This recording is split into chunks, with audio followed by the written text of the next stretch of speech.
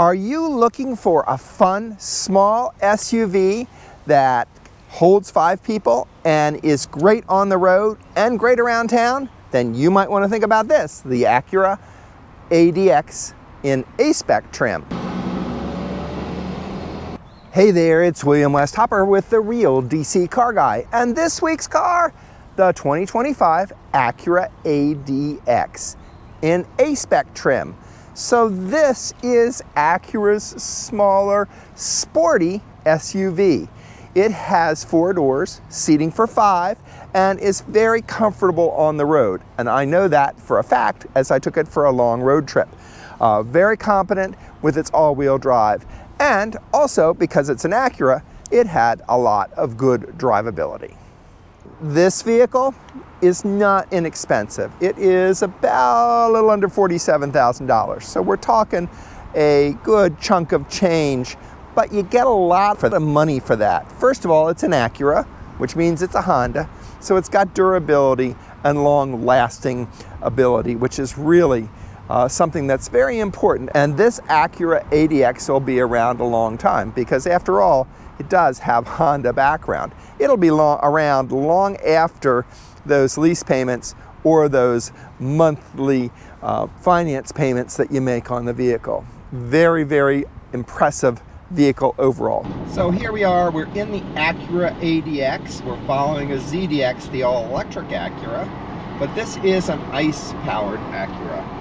This Acura is the gasoline-powered. It's their smaller, sporty SUV. Very good at handling. We're going to take it out on the highway. So we've had this vehicle for about a week. We have driven it on local roads, country roads. We've driven it on city roads. We also took it up to the Poconos for an event and drove it on the highway. And I've got to say, in some really inclement weather, and this vehicle handled it like a champ. It was just really great in the bad weather. The intermittent wipers worked perfectly, as well as the rear wiper. I never had any problem with visibility. I also really found this vehicle to be very solid and sure-footed on the road. And of course it does have all-wheel drive, which does make a difference, but it also just felt good. It didn't feel like it was going to be blown off the road, though. There wasn't a lot of wind, and that would have been something that would have been a more interesting experience to try on, as see how windy it was, if there was a windy situation. But in general, this vehicle just really did super well on the highway, and I gotta give it points for that. Driving position. Driving is comfortable. The seats are comfortable. I would like a little bit of more cushion and support, but on a scale of 1 to 10, it's probably about a 7. For that, you can adjust there. So here we go. On it, which is great. But what's really good, oh, hello. And as you could see, when I was trying to go over into the left lane, it was telling me that there was a car behind me that was coming into the left lane, which was really good. So safety features on this vehicle are good. It tells me when there's something in one of my corners when I'm trying to park. It certainly tells me if there's somebody right there when I'm trying to make a turn, or I'm trying to change lanes and I might not be able to see something in my blind spot. It's been good about that. Controls.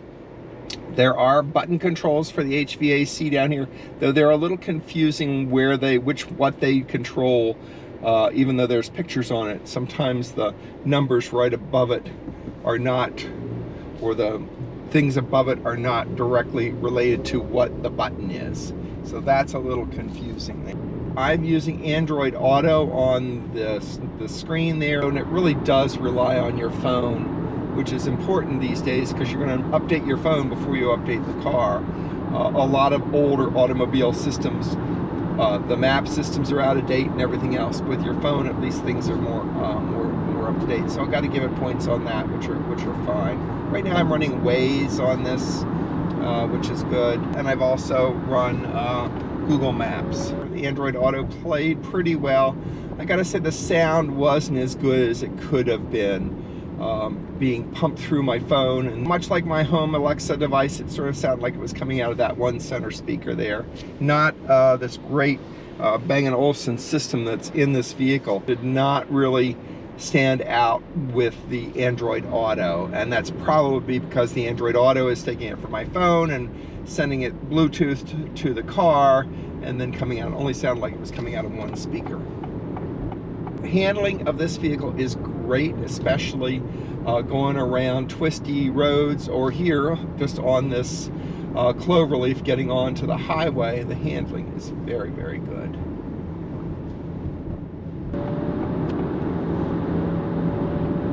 Plenty of power for this little engine, this little turbo engine. It has the engine on and off, which does turn off the power steering and the air conditioning and other things when you're in a stop, which you can turn off easily. It does have different dynamic modes of driving, which are great because you can really change. Take exit 1A, then keep right. And those dynamic modes really do, they're not just light up on the dials. They really do take over and are different. Keep right. The sport mode, for sure. Gotta say, the dynamic sport mode, really, I was very impressed with the power that gave me right away and the feeling that gave me. Good visibility around. The mirrors are good. All three mirrors are good. Though the camera, really the only time you use the camera in this vehicle is when you're backing up. I'm not really getting a whole lot of benefit from it. I think it does know what other vehicles are around you, but it's not super sophisticated like some of the other vehicles. Why do people want small SUVs? Well, they want it for a really good reason. They want it for passengers, but moreover for the cargo space. And this vehicle has a nice amount of cargo space. I'd say there's at least 30 inches in there. And this hard cover is removable, so you can move it around. And underneath there's actually, yes, there's actually a spare tire in here. Now that is something that you're not going to find on a lot of vehicles these days. What's really important is that it has passenger space. And you've got passenger space here, plenty of passenger space for 5 adults. Let's make it 4 adults for sure. There is a center for a 5th one, and I did have 5 people in this vehicle. Keep it at 4. That would be my advice. It does bottom out with that extra person, and that extra person is sitting on a very tiny seat in the center, so it has to be a small extra person.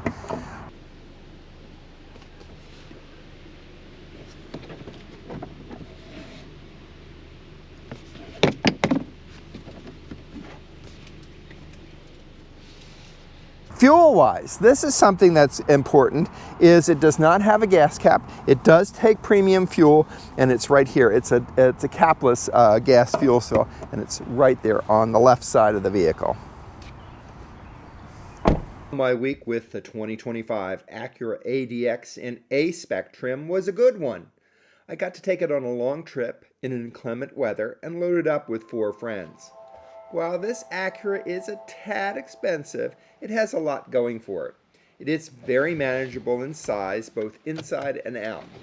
I would have liked a tad more oomph and power, though the 1.5 VTEC direct injection turbocharged 4-cylinder engine was just okay.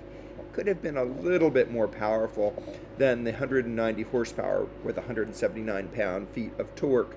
Some say that the continuously variable transmission could be better, though I found it perfectly fine. Ride was good for me and a friend with some cargo, though with 5 people the car did bottom out.